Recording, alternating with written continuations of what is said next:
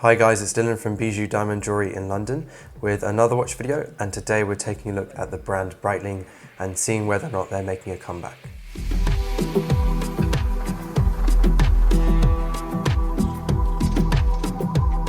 So as with all my reviews, let's go back in time now and look at Breitling a few years ago. So kind of around 10 years ago, Breitling was one of the most popular brands in the Swiss watch industry with consumers. So it was actually more on a level with Rolex and some other big brands, incredibly well respected amongst consumers and clients as a status symbol, just as Rolex is now.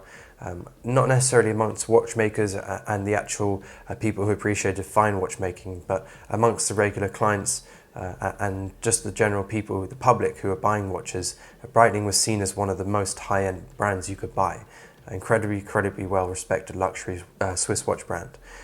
Within the last few years though, Breitling has really lost a lot of its respect amongst consumers and clients, and as a result has lost a considerable number of sales per year, and the brand has really gone downhill a little bit in the last few years. But within the last couple of years, 1 or 2 years, Breitling has started to make some new changes in the brand, some changes to help them increase those numbers again and gain some more interest and fresh interest in the brand.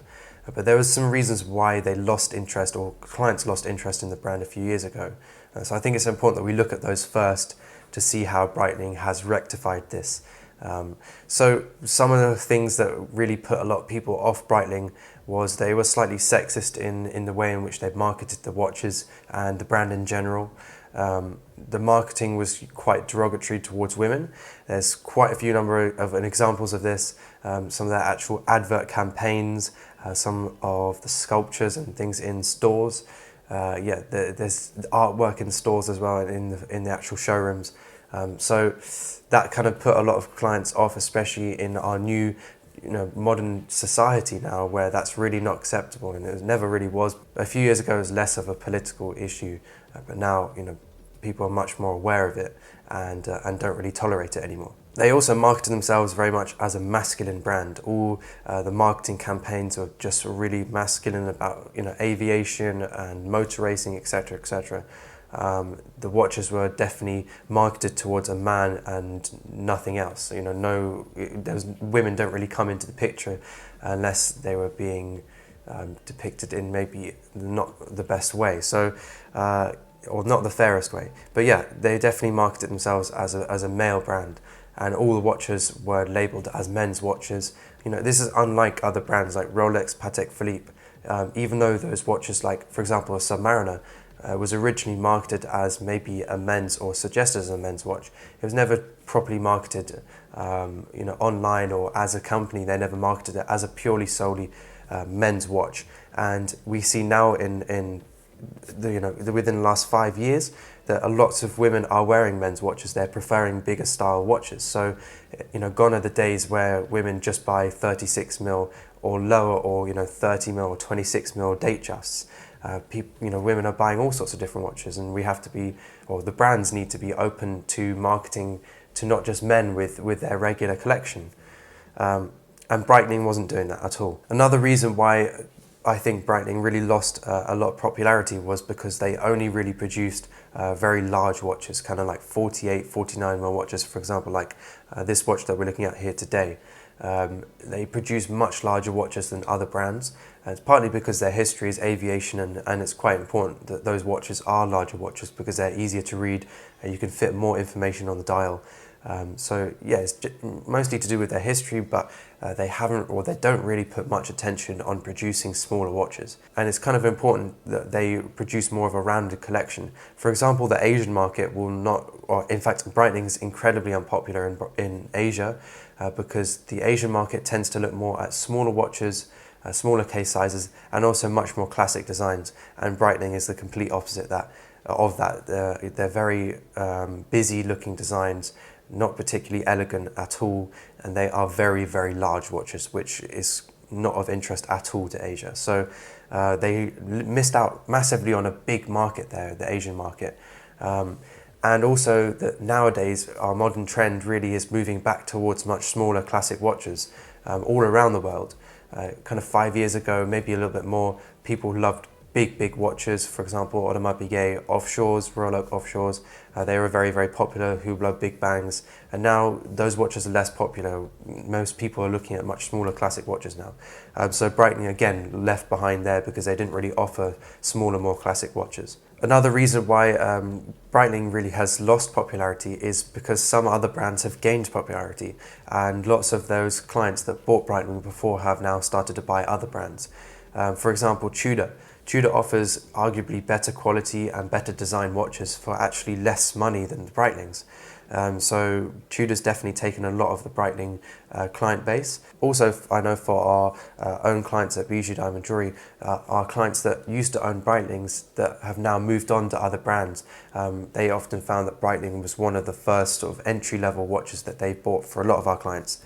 And now they've moved on to different brands like Rolex, Patek Philippe, so they will no longer consider Breitling as an option within their collection anymore. They've kind of moved on from that. And I think another really important thing that, like I said, other brands have gained more popularity over Breitling is that, another couple of points really is that they, like I said before, they're still producing much larger watches, whereas other brands were moving with the trends and designing watches that go with the trends at that time. And also, Breitling's really lost a lot of money in terms of their retail price.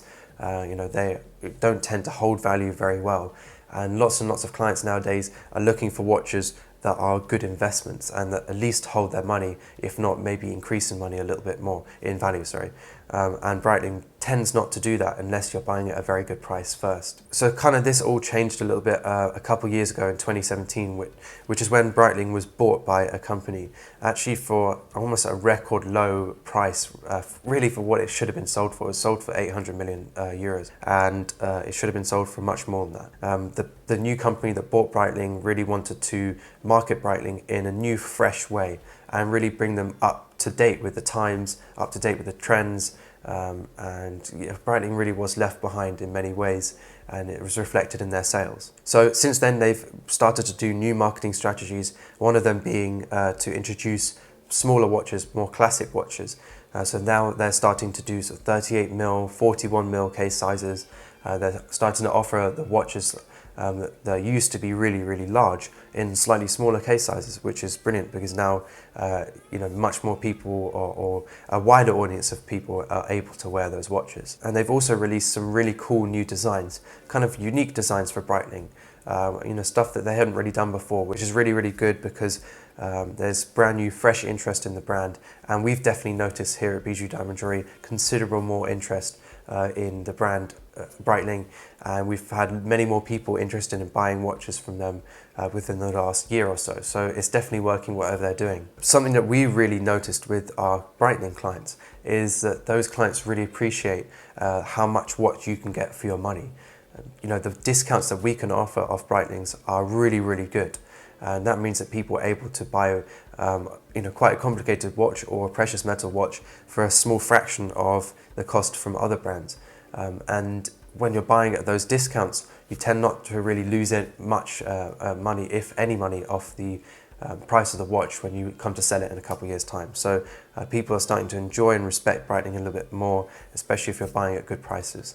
For example, this watch that we've got today is in stock with us. The retail price is almost £30,000. Yes, this is a used watch, but this watch is selling for under half that price. So you're getting a massive discount off the retail price, and it kind of makes it quite an affordable piece for what you're getting. For example, this one's a 49mm case in rose gold, 18 karat rose gold. It's just under £15,000 used from us, and that is fantastic value because the amount of gold that's used in this watch, is an extremely heavy watch, is kind of taking up a good proportion of that amount of money. It's also quite a complicated piece, so yeah, you're definitely getting lots for your money. And for those people that have larger wrists, this watch looks really great on much larger wrists because it is 49mm, and at that level of wrist size, there's not actually that many watches out there that will suit you this well. So yeah, there's plenty of watches from Breitling that actually are fantastic pieces for the right client. So kind of to conclude, I think it's going to be really interesting to see what Breitling does over the next couple of years. We've already seen some transitions in the way they market. They've really cleaned up their act in terms of the way they depict women, in their campaigns, also in their stores. They've really changed their ethos as a brand and changed their brand image completely. We've also seen some big bold moves from them, like pulling out of Basel 2020 and now starting their own release event, their own launch event for watches. So that's going to be really interesting to see how well that does, because for many years Breitling has been one of the most important exhibitors at Basel Fair, or Basel World. So yeah, it's going to be interesting to see what that does for the brand.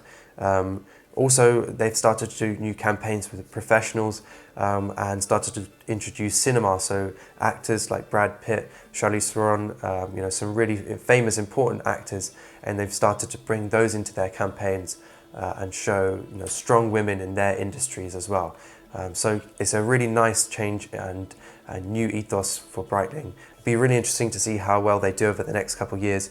We're definitely seeing more interest our end, and people are really appreciating how much you can actually get for your money from them. Thanks guys for watching. Let us know in the comments what you think of Breitling. Do you think they're making a comeback, or do you think maybe they're not? What other brands would you like us to discuss and talk about? And let us know what other watches you'd like us to review.